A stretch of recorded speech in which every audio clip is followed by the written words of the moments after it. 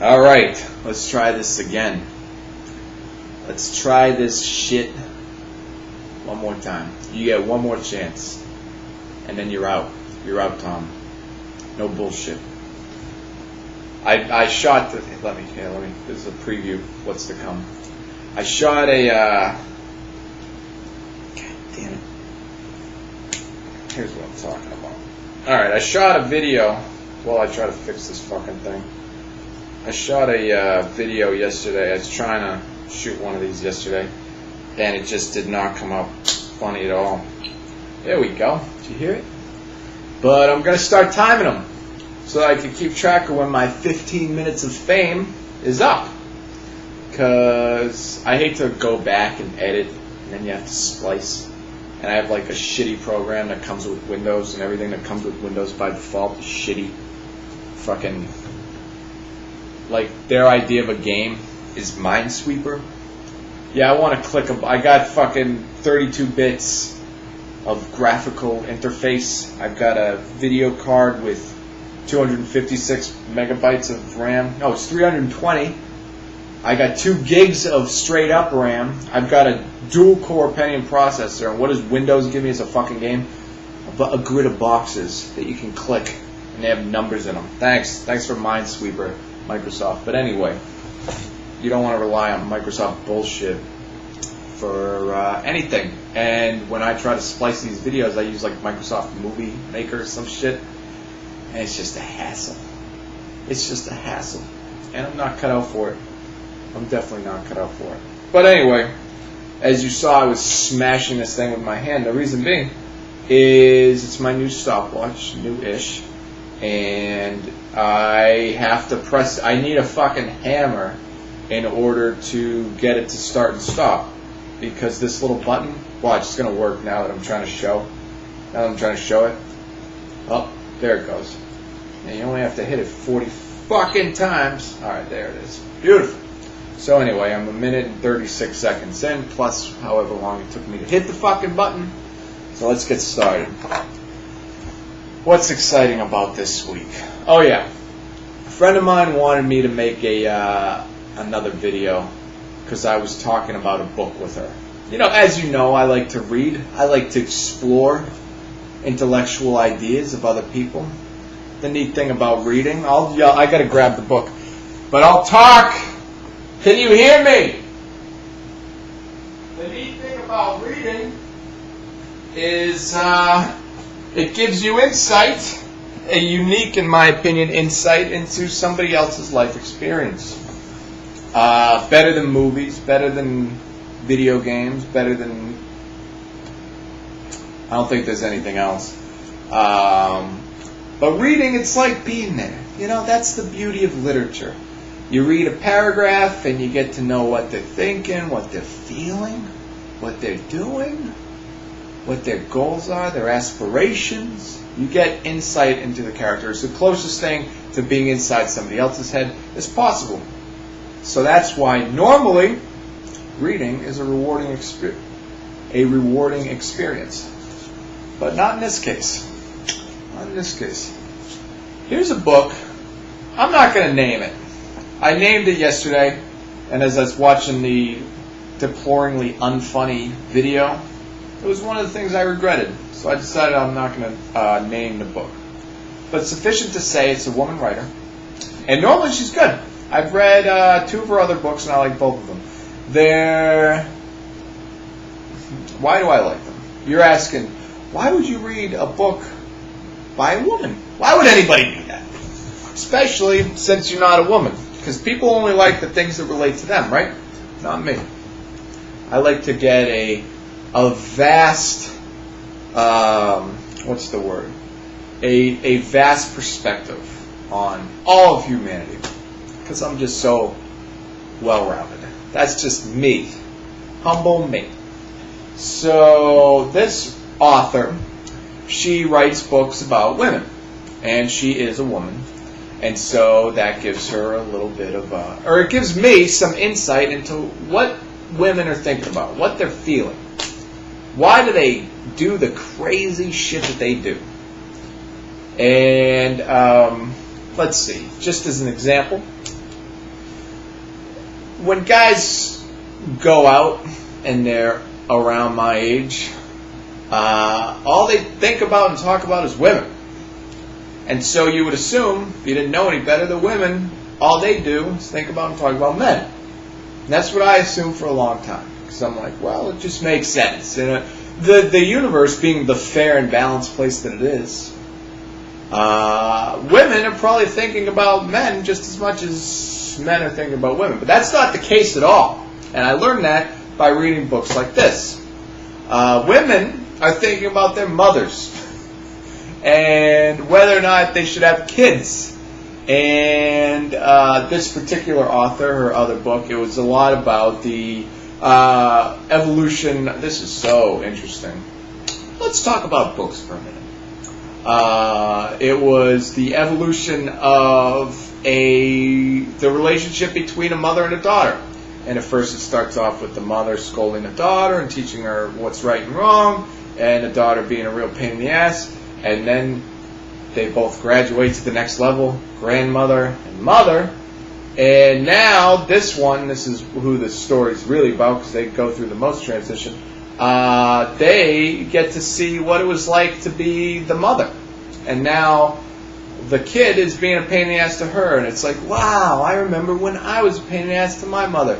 And it's just a story of growth. And that's the kind of growing that women do, and that's the kind of things that you can learn from a book like that. You would hope. However, this particular book, although it's by the same author, is not so much about that. Again, let me reiterate. The reason I read books is to gain perspective on other people's lives. This book is about a group of Asian American tourists from San Francisco who go to China, obscure, not mainstream China. We're not talking Hong Kong. We're not talking Shanghai. We're talking about some little village you never heard of. Some shit where they got like oxen out in the road. I don't think they have oxen in China. What was it? Water buffalo. There's a scene with a water buffalo in there. And the idea being that they've lost touch with their roots, and they're going to go back and reconnect with their ancient heritage. But there's nothing that I like about the people in the book, because basically they're a bunch of rich, pain-in-the-ass Americans, although they're Asian Americans. They're rich, pain-in-the-ass people who continuously fuck up, and then it's a bunch of complaining about what's gone wrong with the tour. And so what the insight that I gain is into the personality of a wealthy Asian American from San Francisco who's got enough time and energy to go travel to China and then bitch about it for 400 pages. And it's just not a rewarding read. I don't like it. And the thing about checking the time, you're going to see this a lot, me looking down here. I might be looking over here. You see that? Checking the time. We're at 7:56. I'm gonna adjust for a minute. I'm gonna deduct a minute of time because I don't know how long I was fucking around with trying to hammer in the button at the beginning. So where was I? Let me think. The book and these fucking people. How I don't relate to them. Now I can't remember. Oh yeah. Here's the funny thing. I'm like reviewing this book, and I'm only a quarter of the way through it, you know. But that's the kind of guy I am. I like to just look at things. I like to glance at things, jump to conclusions, and then issue forth judgments. That's what I do. But anyway, I'm 100 and some odd pages into this book, and I hate these people. Let me give you an example. I did a little prep work for this one. And I actually have some notes for you guys. So let me take a bow for my hard work. I got it. Pat myself on the back and move forward. Page 96. Here's the type of person that we're dealing with. This is the kind of insights that I just lost my page. There it is. I like that about books, because you have it open to the page that you're at. The book kind of remembers, you know. It folds over just nice, so it automatically opens up. That's like magic. That's what reading really is, like magic. I'm like an old guy. All right. Benny was understandably concerned. Benny is the tour leader, and at this point he's run into some problems because things aren't going according to the original plan.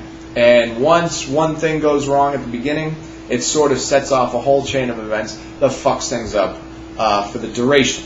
And that's the situation Benny, our beloved protagonist, finds himself in. Benny was understandably concerned about an early departure. If they left early, he would be the one scrambling to patch in a new itinerary. A day on the border town of Riley and then 3 extra days in Burma, what would they do? But he said nothing and casting his nay. I don't even know what that means. Not wishing to come across as inadequate, he should have realized that the democratic process has no place on travel tours. Once you are a tour leader, absolute rule is the only way to go. How can I give a shit about this character? He's on a vacation and shit's not going to plan. Shut up. Shut up. You're on fucking vacation, asshole. Quit bitching. Oh my god, the itinerary. I'm going to have to shift some days around. Oh, we had a plan to go drink tea at some ancient garden and look at the statues of the Buddhists. Blah, blah, blah, blah, blah, blah, blah. I don't give a shit. Fuckers. All right. Getting them. That's the good thing about reading. It gives you a nice, strong, emotional response from your core.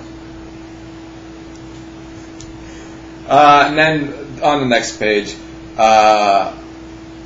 they had each owned a pony when they were little girls.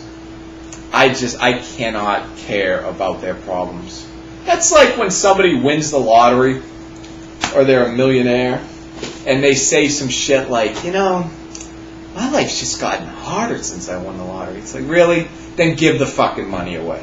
If you really mean that, donate it to the fucking Red Cross and shut your fucking face. Oh, my life's gotten harder. Like it's some curse. Like it's some fucking curse. They watch too much Lost. Assholes. Ugh, fucking morons. My life's so hard now that I have all this money. Your life's not hard. You're just a weak person. Stop it. All you gotta do is spend $50,000 a year on rent, food, and fucking internet, and you're good.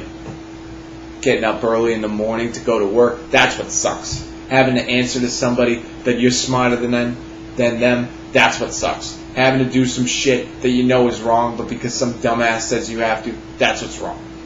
Fucking having a bunch of money so you can just sit there and do whatever the fuck you want, whatever day it is, doesn't matter if it's the weekend or the weekday, that's great. Quit your fucking bitching. That's what these assholes in this book are doing. Wealthy people on vacation complaining.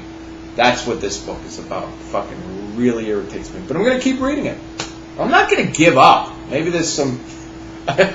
Again, I'm like getting really into this. But I really am just a quarter of the way through the book. So if I'm going to be honest, it's not fair that I'm reviewing it. But maybe I'm being funny right now. I don't know. I'll watch the video again later and see if it's worth posting. And if you're seeing this, then it is. And if not, you'll never know about the conflict. You'll never know that I went through this internal struggle as to whether or not to upload this video. Let's see what time we're at. 13:20. Wow. It's a good time to wrap it up, I'd say. Anyway, don't read this book. Don't get started. Like I keep throwing in the binding. Maybe if you can pause it just right, maybe you can see what book it is. I'm not going to tell you because I don't like insulting shit that I've only know a quarter of. Anyway, I got to stop real quick before I run over. Peace!